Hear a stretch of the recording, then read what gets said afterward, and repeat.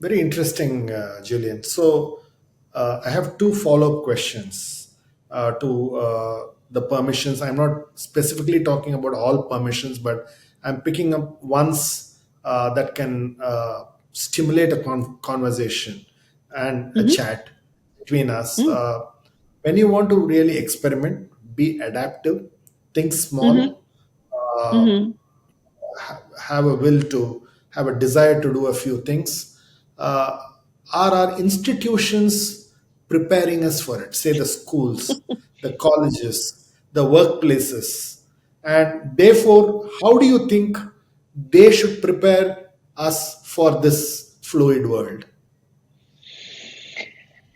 Yeah, I mean, I'm going to hop on the education is outdated bandwagon. I think it's becoming crystal clear, and obviously that's a blanket statement about a global enterprise of preparing young people for the world. So I had somebody say to me the other day that they felt like where we were, that schools were like Blackberrys. And I felt that brought it home. It's like you were walking around with a BlackBerry right now, and you thought that was amazing. Like that is the literal equivalent.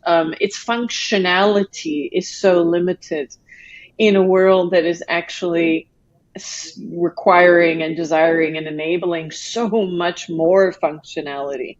And I Mm, think that's the point, right? It is still telling us and rewarding us for behaviors that, frankly, the world is not rewarding us for. So the whole concept of sit down, shut up, and learn a subject and then get tested for what you know is so outdated. It's ridiculous. I don't think we know yet.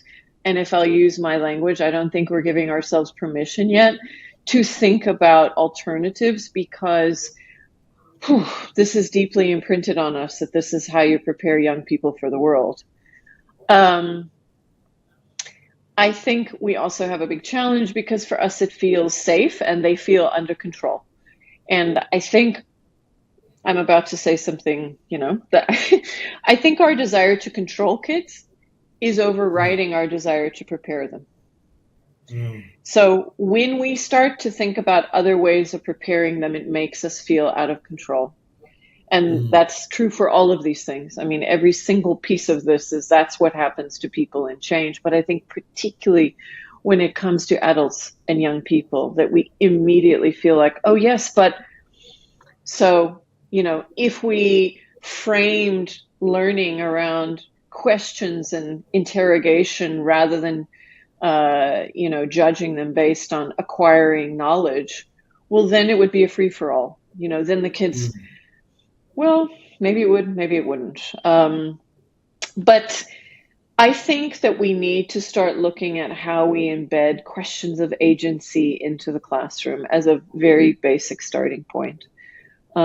Young people need to start to activate their agency and their desire to explore and their desire to create much earlier. And I think what happens is that many, many schools at a young level and at a primary level are comfortable with that.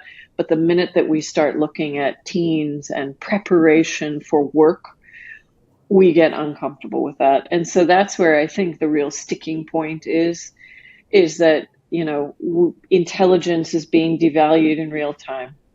Knowledge is being devalued as we speak. And so, what do kids need to know how to do in order to use that is available to them now to create value for the world?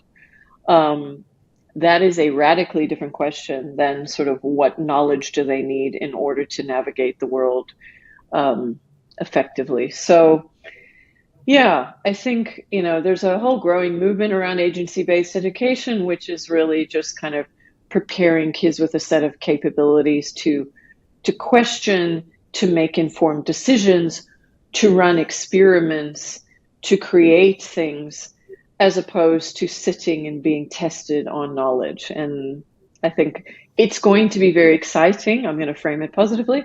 It's going to be very exciting to see what innovators in that space start doing in the coming years to, advance this discussion around preparing generations for, and I don't even want to say a world of work because I think that that's incredibly narrow.